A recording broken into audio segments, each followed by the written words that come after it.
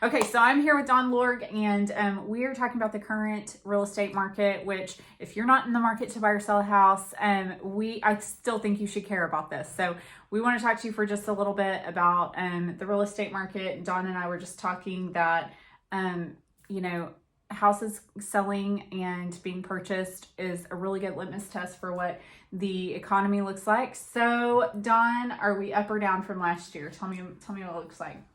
Well, the weather forecast is one thing when you look at it, but at the end of the day, the truth is all we want to operate by. And so prices are up. Yeah. Now, we would hear all kinds of news that might tell us that the sky is falling and all kinds of other things, but the truth of the matter is in Oklahoma City, where we sit today, the dynamics are that prices compared to a year ago in April are up. I've got them right here, an average of $12,032, and the median's up 10,000. So that means that a person that waited a year to buy, even though the rates are up and so on, still is paying $10,000 more than they would have paid for that house a year ago in a general sense. Right. So the people who a year ago were looking at houses and they were like, "Oh, I'm going to wait for the prices to drop," now they've gone up $10,000. That's why it matters. Yeah. And that's the other reason why we track it, because ultimately we can predict the future a little bit by seeing what just happened in the recent past and get some sense of direction. So the rest of that story basically is this: the supply of inventory is probably the reason for that. The demand is exceeding still a little bit the supply, and at the end of the day, supply is not increasing. So that means that the future is looks the same way. I hated economics as much as the next college freshman. I did. I hated economics. I got through that class by the skin on my teeth. I don't believe it. I know, it's true though. And but the thing that I took from that, and that I still remember, that if demand is high and supply is low, prices go up. Exactly. And if supply is high and demand is low, prices go down.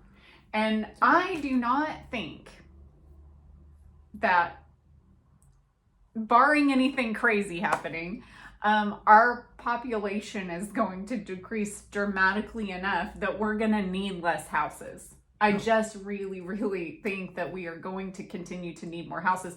And truly, Don, I think that new construction is really one of the things that's going to pull us out of this. I mean, really. They are behind. Yes. 10 years behind, frankly, in terms of the inventories that need to be created to keep up with the population growth that's happening in the country, as well as in Oklahoma City metro area and really the state of Oklahoma.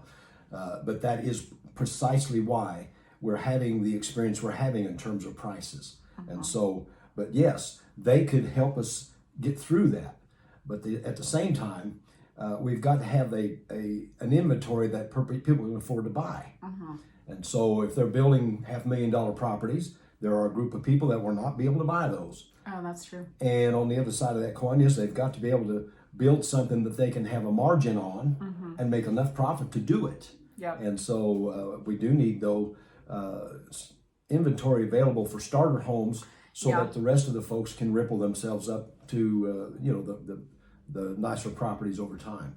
Well, affordability is honestly, that's a conversation that we've been having for a long time. And it's really funny. I mean, listen, you've been in real estate for a minute. And for those of you guys who don't know, I should have done this at the first, but Don is with Stewart Title. But when did you get into real estate? What year was that? 1978. We had cars. We had telephones, but we didn't have some of the technology. We did not have Becky Seda in 1978. No Becky Seda. That was not a thing. That's hard to sorry. know. I'm sorry to tell you, but since I started in real estate, when I was a new baby real estate agent, we could still find a pretty decent house for a new little starter home for $100,000. Well, 3-bed, 1-bath, 1-car garage, $100,000. That is not the case anymore. Well, you started, was it 8 or 9 years ago, somewhere in that range of time.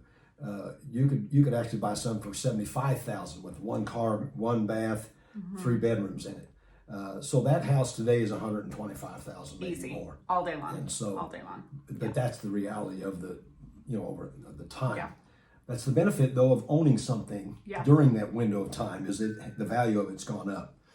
But at the same time, if you didn't own something during that period of time, you've lost a lot of ground in terms of affordability. But the country's wealth is dependent upon how many people own a piece of property, because that's where a lot of the wealth, the traditional appreciation over time is at around 4% plus or minus, but it trails around that amount. So in 5 years, that's 20% if you just stayed at the averages. And, time is your friend if you own something.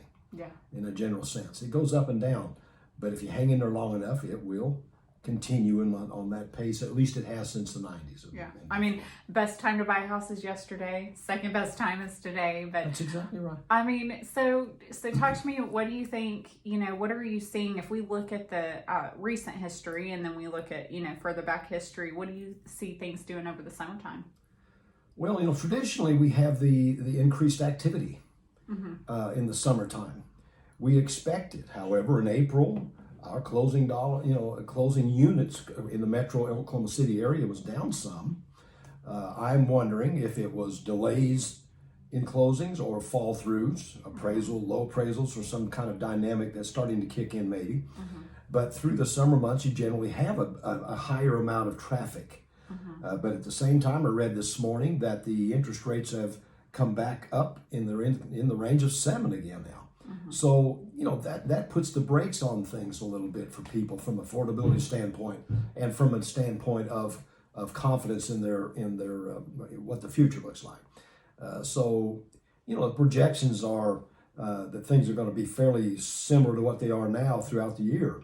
And in 24, things are probably they're claiming that the rates may decline some, and that they're expecting an improvement. But the inventory issue is still what it is, which means the price points are still going to climb steadily some for the balance of the year, at least here in this area, I think. And so, anyway, we're healthy here in Oklahoma City area. Our supply and demand is still in the sellers have an advantage over a buyer currently somewhat, but the inventories are up enough where you can actually buy something. But if you're a buyer, you've got to stay at it until you actually acquire something, because you'll be up against some multiple offer situations fairly commonly. Yeah, and those investors are hungry right now too. So that affordability situation is, we have a lot of first-time home buyers who they're trying to make an offer, and those investors are so hungry that they're making offers too. So our first-time home buyers are needing to be pretty competitive. One of the things that I'm hoping will happen is that my hope would be that there's something coming down the pike that would help those first-time home buyers, and I think it's necessary. I mean, closing costs are a lot, when that's your first time, because honestly, if you have a home and you're selling it to upsize, well, you have the equity in your home to help you, but that first purchase is generally the hardest, and then after that it kind of works in your favor if you own your home for a little bit. But that first purchase is tricky. Well, it is, and you're dealing with people generally buying the first one that haven't been employed long. They haven't had time to accumulate a large amount of savings, generally speaking. They may have parents that can help them out in some instances, but compounding all of those dynamics makes it tough with the cost increase that you're also looking at. Yeah. And so, but talking to a realtor, there are many There's some strategy, right? Right. There are many people that don't think they can purchase, they just don't know it. Yeah, I agree. And it's worth the struggle, in my opinion, because like you said, I mean, that's how you start to build wealth, right? Like if you're continuing to rent, it's really difficult to get ahead. But owning your own home is really how you build your wealth, honestly. If you're renting, you are paying somebody's mortgage. It's just not yours, and that's many of the cases. In fact, that's part of the reason that investors do accumulate wealth. They just have somebody else paying their debt service, and over time, eventually, you become wealthy because it's other people's money that's taking care of yours. Well, I like to explain it to people like, you know how when you go open up an investment account and you pay into that investment account? Well, a landlord, which, listen, I am a landlord. Like, I have rental property, so it's me. But, you know, we buy a house, it's like opening up an investment account, and then I say, hey, you pay into my investment account, right? Yes, you have. Which sounds really crappy, Yeah, but I mean that's our retarement. You've got some very good causes. Becky. I know. I'm providing a home for somebody, and you are a good person. You supply some. You help people with that money and stuff. Right. But right. at the end of the day, you're very grateful, I'm sure. Yes. That yes. the people help you pay and your providing, mortgages. it provides a service. So, well, so tell me, I mean, you think that what you're seeing is saying like rates may decrease in 24. That's what I've been reading too. They and frankly, I don't know. I mean, the Federal Reserve, if they'll stop raising their interest rate every time they meet, and they have been raising it every time they meet, including the last meeting, but it's been recently smaller amounts, increments, 25 basis points. So it's a smaller amount than it has been. And inflation and the what they're charging now, the banks to each other, is balanced about the same amount. That usually means that the likelihood of them raising it more is smaller, but it's not impossible. And so it just depends again on the unemployment or employment numbers versus the inflation numbers and all those sorts of things, because they're trying to get in control of the inflation by putting the brakes on the economy. Yeah. And they're having some success. There are some brakes effects happening, but we're fortunate here in Oklahoma to be where we are, because our economy here is very strong still. And then we had news yesterday of a large opportunity in the Tulsa area as far as a plant being located here. Oh, I it's haven't going to heard about spin that. off some probably 1,000 jobs in that situation. There'll be solar panels. Is what the business is about. But anyway, that's going to have an effect on the state's economy, and but it's a good indication too that we're a good place for employers to come and invest $1 billion to be here. Listen, I love Oklahoma.